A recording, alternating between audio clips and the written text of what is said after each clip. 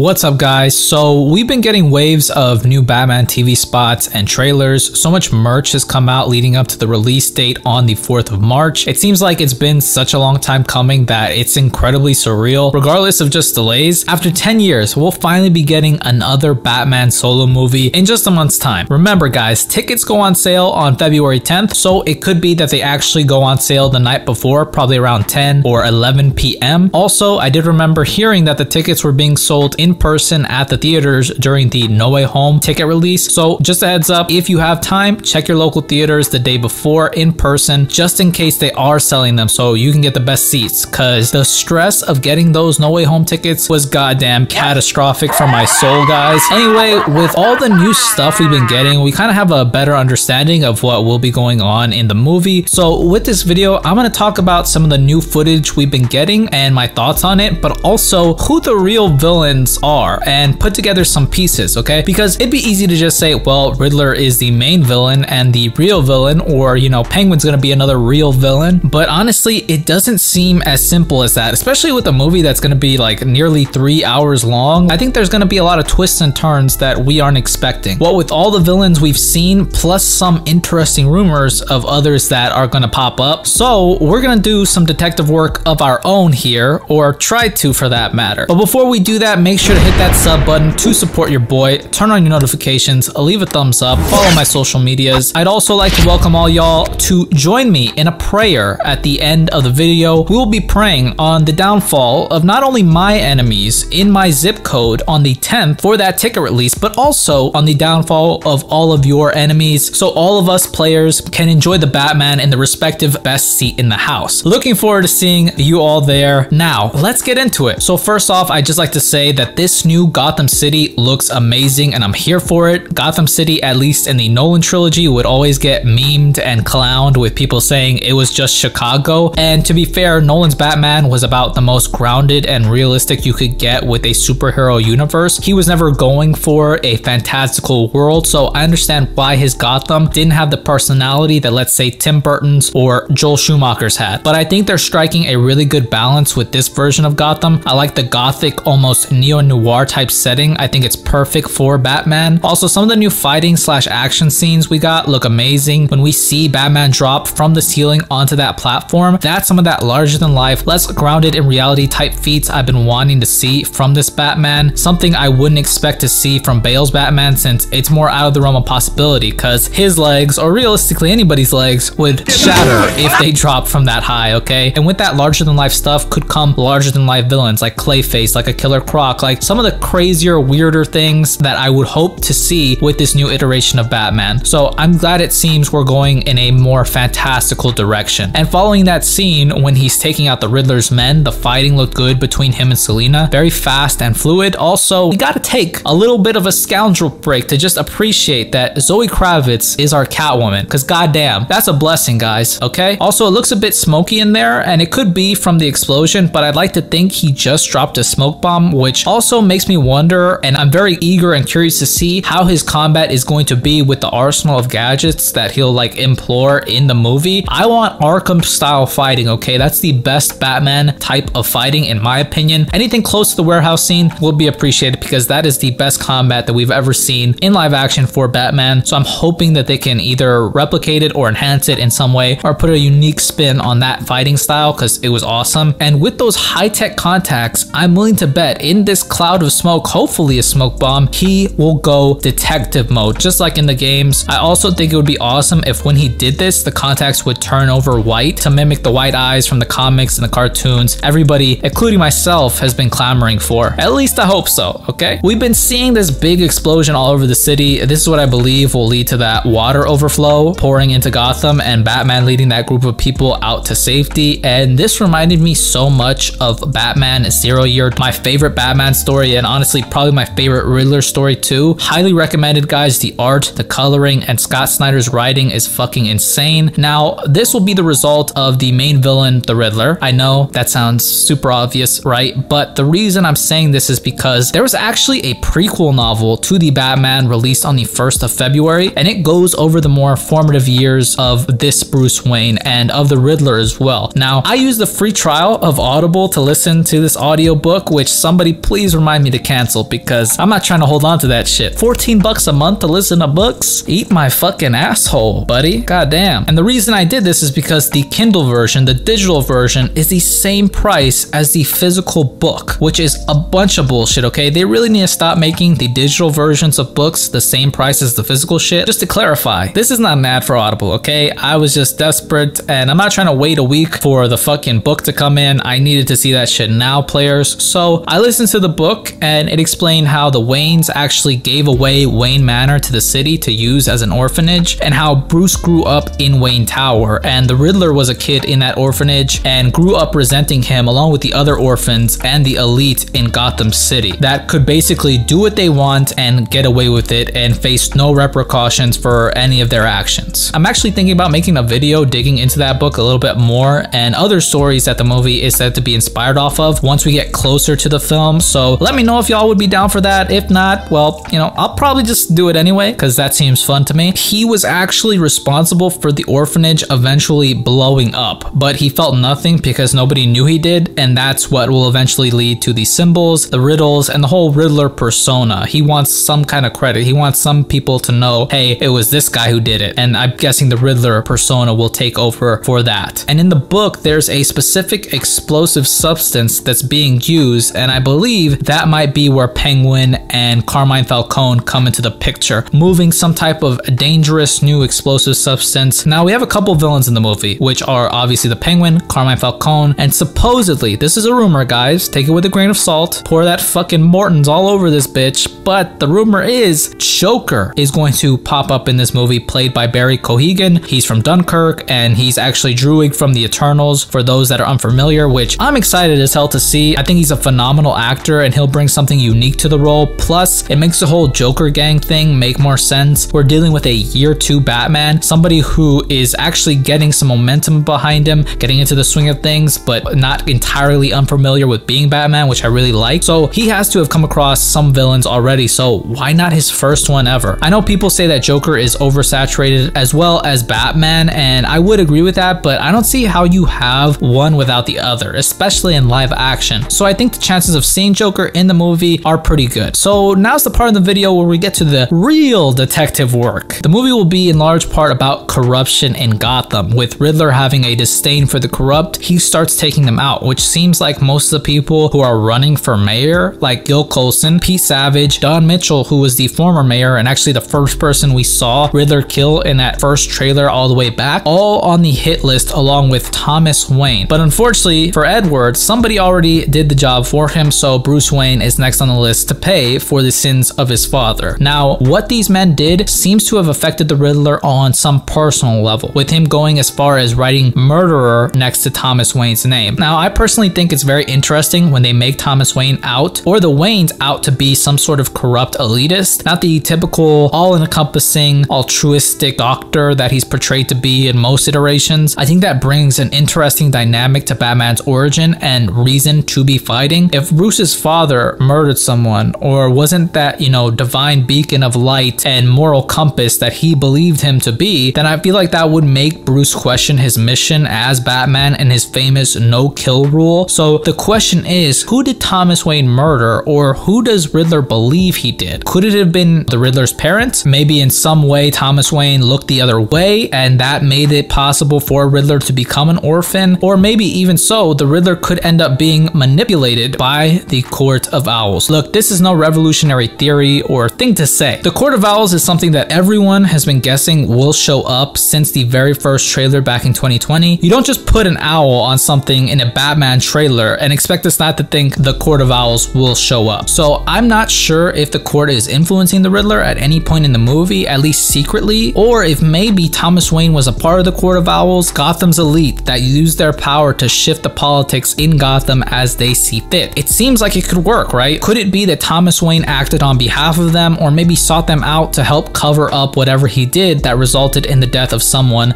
that was significant to the Riddler? I have no idea, but everything seems to point to Thomas Wayne doing some shady shit and probably having it covered up to maintain his image, something only a Wayne could get away with. That's why Falcone in one of the new TV spots said, "You'd be surprised at what even a good man is capable of," and Bruce saying, "You lied to me, Alfred." So I think it stands to to reason that Thomas Wayne might have done some foul shit and fucked over the little guy. And the movie is nearly 3 hours long and is supposedly inspired by Batman The Long Halloween, which I'm kind of hesitant to believe since The Dark Knight was supposed to be inspired by that book. But all that really amounted to was the origin of Harvey Dent becoming Two-Face, not really a murder mystery like in the book. Although it does indeed look like the Batman will have to use his detective skills to solve plenty of riddles throughout the movie, but to what truth that will lead him to is still unknown, of course. This movie is also said to be inspired off Batman Ego, the book by Darwin Cook, where Bruce and his Batman persona become two separate entities internally, and they go back and forth about the no-kill rule and explore Bruce's psyche. So if Thomas Wayne ends up being a bad guy, or maybe even just a good man that did something bad, it could really challenge Bruce's beliefs in a way we've never seen before. So I'd be very interested to see that. And honestly, what if it ends up being that the Riddler is killing people that actually deserve it? What if the whole I'm vengeance kind of gets flipped on Batman, where hey, the Riddler is actually acting in vengeance, you know? Retribution exacted for a wrongdoing. I think that would be very interesting to see, very cool dynamic to flip the script on Batman being vengeance. I think that'd be really cool. I think that'd be interesting to see Batman in that scenario where his villain has a legitimate point and a legitimate grievance on a whole different level. But that's just my opinion, guys. We only have a month for all those answers and only a couple days until the war for tickets starts. So please, everyone watching, join me for this prayer or stack enchantment circle. Please, Lord of the player haters, please allow for the downfall of all my enemies in my area and the enemies of all the players who are watching right now. When the tickets go on sale, please, Lord, if you'd be so kind, let their phones be on 2% without a charger in sight. Let them be asleep.